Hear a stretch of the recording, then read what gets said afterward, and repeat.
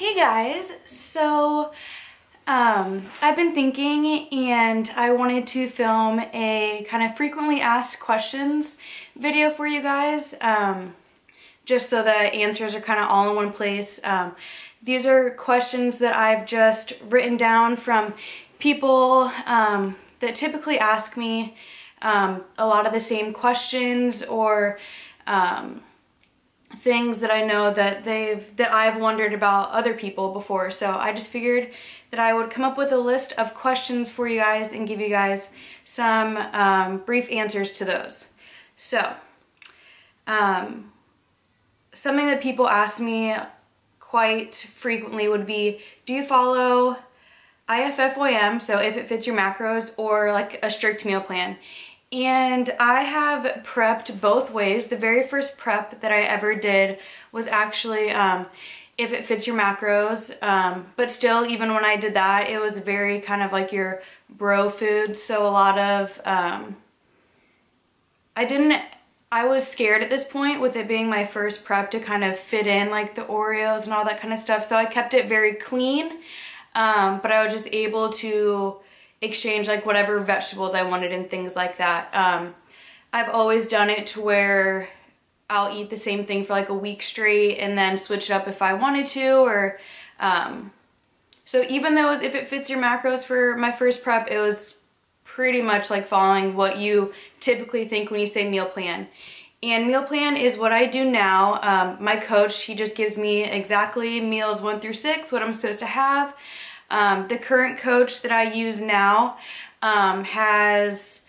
will give me like kind of 3 different options within each meal of things that I could have. So different kinds of the protein that I could have, or different carb sources, things like that. And then there are some meals that are just strict. But so that's what I do now. There's not a right or wrong way. So you can prep with either. I've seen people get extremely lean if it fits your macros. People get extremely lean following a meal plan. So it's just whatever works for you. How do you recover from a setback or a cheat? And I'm assuming when people ask this, they're usually talking about like a cheat on your diet. Truthfully, I have never cheated on my diet. For me, it's just a mindset of, you know, I've made this commitment to myself, and, you know, you're paying a coach, so for me, it's like, if I were to cheat on the diet, then how do I know if what they're doing is working, not working? So just kind of my mentality of, I just follow the plan to a T and do that.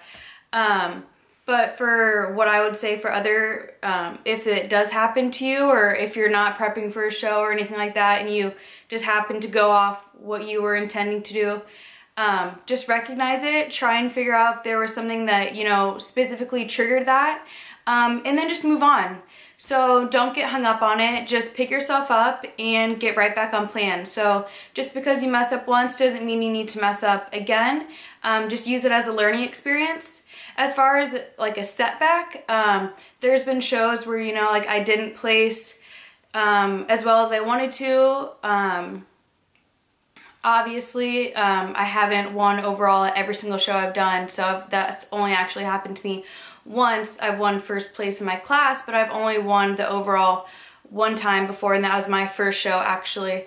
And so coming back from a setback, I just use it as fuel for my fire, and I use it as, you know what, getting third, being 1 spot away from your pro card, that freaking sucks.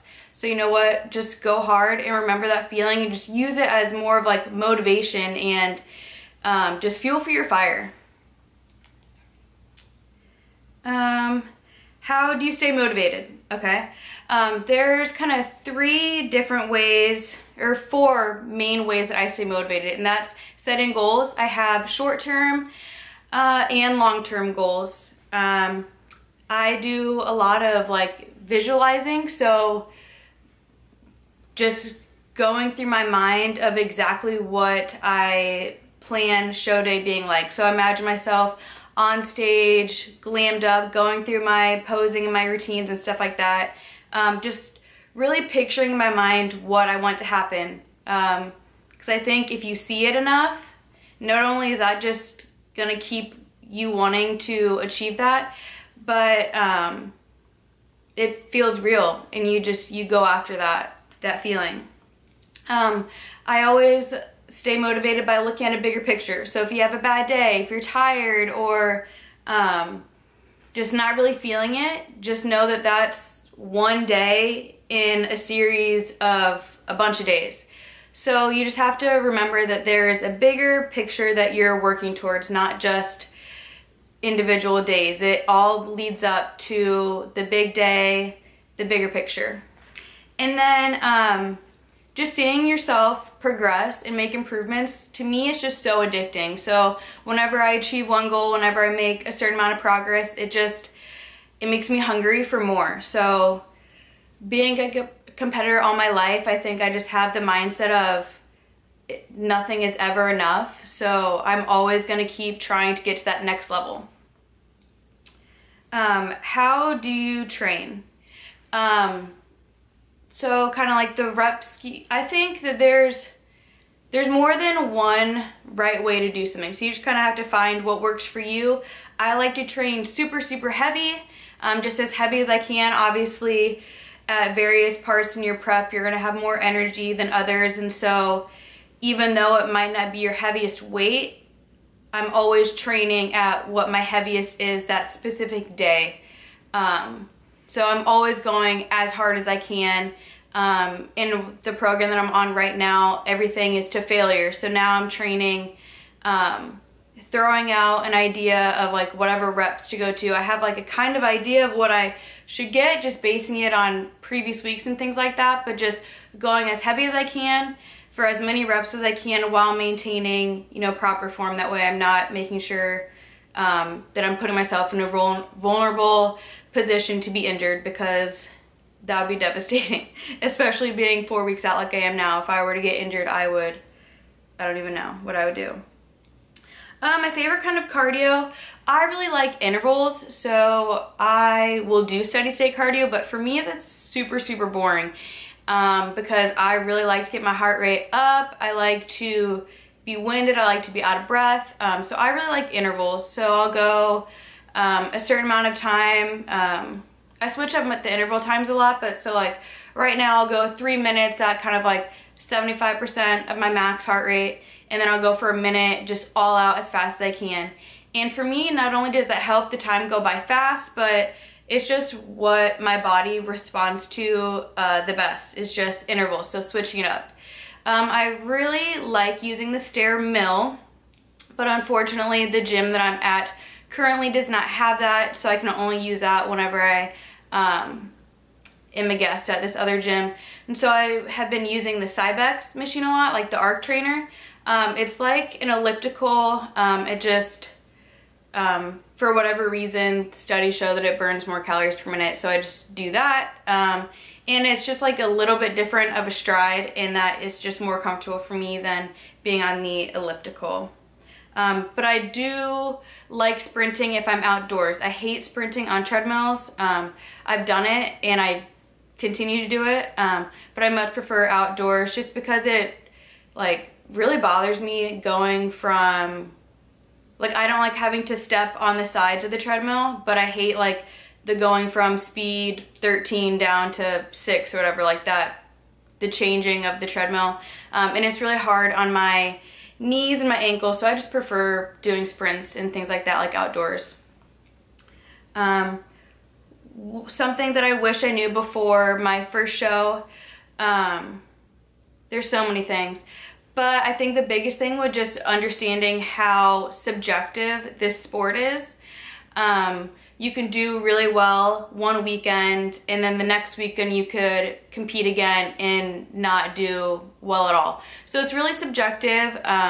Your placing is entirely dependent upon the specific panel of judges in front of you and what they like and what their preferences are. So even if you are bringing your personal best physique, it might not be what they're looking for. So just realizing how subjective it is, and even though now I know to place your success and place my success in just achieving my personal best. I didn't have that mindset initially, so I wish that I would have always been like that. My biggest pet peeve in the gym specifically would be people that do not put their weight away, especially those big macho guys that are like on the leg press or something and have like 4 100-pound plates on there, and then I have to pick up after them. So biggest pet peeve is just people not putting weights down or being like obnoxiously loud during like their sets. Like, okay, there's sets where I'm struggling and obviously like I might be like making some kind of like grunting sound or something like that, but it's nothing excessive. And so I just don't like the people that are obnoxiously loud, don't put their weights back, or like slam weight and stuff down. I don't like that. What is my biggest fear with competing? My biggest fear probably right now would just be off season, because since I started competing, I haven't had any break. So I've just been going from show to show. And so to be entirely honest and transparent, I'm just really scared to have my first off season, because I know that you go from being stage lean and just like, I've been lean since for like so many months now. It's just going to be kind of a shock to see my body look differently. But I'm already kind of planning on how I'm going to deal with that, and I've just been coming up with more like strength related goals that I want to have for my off season, and just focusing, yeah, just on like building strength and knowing that it's absolutely critical that you do take an off season. That way I can make improvements and changes to my physique, because obviously like if you're always in a caloric deficit, then you can't be adding much muscle mass, lean muscle mass, and really changing your shape. So you really need an off season to do that. So while I'm fearful of it, I'm so excited for it too, because I can't wait to see how a good chunk of time eating more and lifting heavier, how that's going to change my body. So there's that. How do you like balance your life? And to be honest with you, I don't think when you're in contest prep, especially the closer that you get, I really don't think balance is the right word to use. I think it's more of like juggling and prioritizing. So, because I think to really excel in something, that needs to be like where the bulk of your focus is. So when I'm in prep and prepping for shows, like competing is my number one. It's my number one priority. So while I juggle multiple things in my life, obviously I do more than just compete. So I work and have family and friends and, you know, all of that. So while it's not all balanced, I obviously pay more attention and give more time to certain aspects of my life at different times. So not really like balanced, but I'm able to juggle it all, and that's just by prioritizing and making adjustments. So if I have, like, my dad's birthday is this weekend, and so I already know that on Saturday we're going to be doing like family things and stuff like that. So it's like I will make an adjustment and I won't train at my typical time, and I'll make sure I either get up and do it earlier before people are awake, or I do it at night when everything is done. So not necessarily balanced, because to be great at something, I think you need to put your whole heart into it. So I give more time to things at different times, but you're able to juggle it, and that's just by prioritizing and making some adjustments.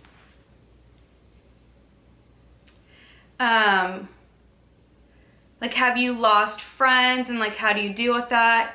I don't think that you necessarily lose friends within competing, but you definitely spend time with people that first off, they need to like understand what you're doing. Not everyone will understand why you're competing, or like the amount of time, dedication, effort, and all that it takes. And so you spend time with people that do understand. Not saying that you lose certain friends, but you just might spend more time with certain people than others. You could still have all the friends that you started out with, but like if you're spending all your time going to the gym, then you're probably gonna end up seeing more of your friends that like to go to the gym too.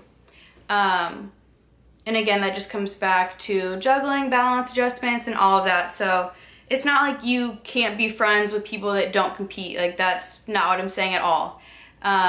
It's easier when you obviously have like common interests with people to make time for them. But as with anything in life, if something or someone is important to you, then you find a way to keep them in your life and do things with them. So what is your long-term goal? My long-term goal is obviously grace that Olympia stage.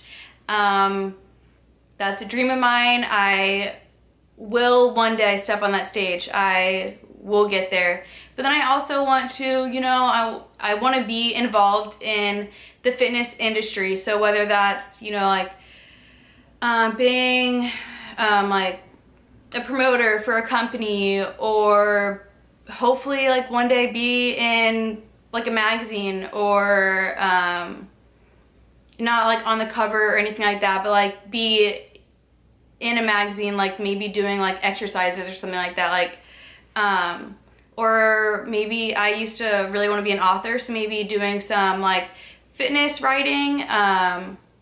Definitely want to really expand a business of online personal training, do some like group training.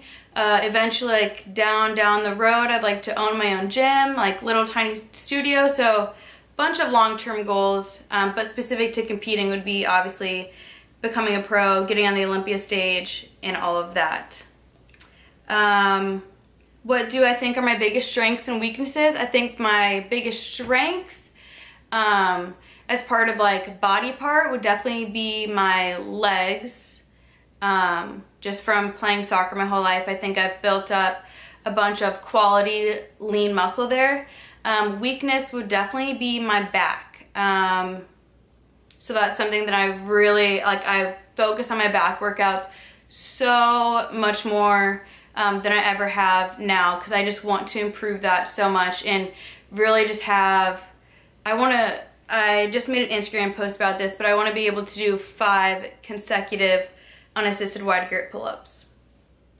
Okay, so just the last few to finish up before my camera dies. What is your favorite body part to train? Everyone likes training legs because it's fun. Yeah, I feel like that's where I can go heaviest, but my absolute favorite would be training my shoulders. I don't know, I just love a good shoulder pump, so definitely shoulders. And I love doing like lateral raises, upright rows. I like doing rear delts a lot. Yeah, oh, shoulder presses. So all different, with all different kind of equipment, but I like using dumbbells for a lot of shoulder stuff. What are my thoughts on like waist training? I don't think that it works. I know a lot of people will do it. I don't. I think with diet and exercise, the proper rest, you can get an incredible physique. I don't think you need to like suffocate yourself and try and like change the shape of your waist that way. The one thing that I do is I'll wear like a neoprene wrap. It just like causes you to sweat a little bit more. Like when I'm doing cardio, I'll do that, but I don't wear like a waist trainer or anything like that. There was a time where like I had thought about it, and then I'm like, first off, I don't really think that it works, and yeah, I don't think that they work, so I think it's just a waste of money. Favorite meal during prep? I love oatmeal, so anything with oatmeal, oatmeal and peanut butter, obviously. I really like that combo, but then I'm just so bro, and I really like the chicken and asparagus and sweet potatoes with some cinnamon. So I like that a lot. But then another thing that people always ask me is like my favorite cheat meal. I love barbecue chicken pizza with pineapple, and then I like Oreos and frozen yogurt. Yum. I always get asked like what supplements I take. The main ones obviously will be like a whey protein, and then I will always have BCA, so branched chain amino acids, while I'm doing cardio for sure, because during cardio all you're doing is breaking down muscle and things like that, and you want to make sure that you are recovering properly and trying to minimize as much lean muscle mass, losing as much as possible. So definitely will always have BCAs like while I'm doing cardio, especially all my fasted workouts, and then I also take it while I lift. So those are like the big ones. And then another question I get asked a lot is, I thought I wrote that one down.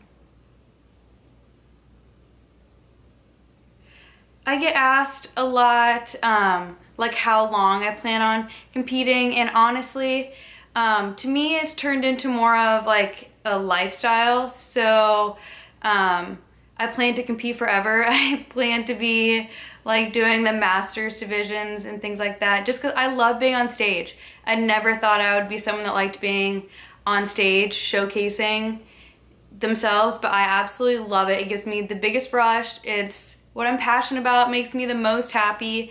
So I love training for this huge goal of mine of stepping on stage, and I just can't imagine this passion ever going away. So I imagine myself competing as long as I possibly can. So yeah, I don't think that this passion of mine is going anywhere anytime soon. So you might be seeing me 40, 45 and up on stage still, just strutting my stuff. So when you love something, you just do it. And so I encourage you to find whatever your passion is in life and just pursue it and continue to do it until it no longer makes you happy. But right now, competing is what makes me the most happy in the world, so that is what I'm going to do. I hope that some of these questions were things that maybe you've thought of, or you know of someone that's thought of before, or was just something interesting for you to maybe learn something new. I plan on doing these some more, doing some more kind of informational type stuff as these vlogs go on. I am currently 4 weeks out for North American, so it's a grind time, and yeah, I'm ready to put in the work and cannot wait to get back on stage. So I will continue sharing my journey with you guys and hope that you guys enjoy watching it and following me as much as I like sharing it for all of you. So thanks for watching.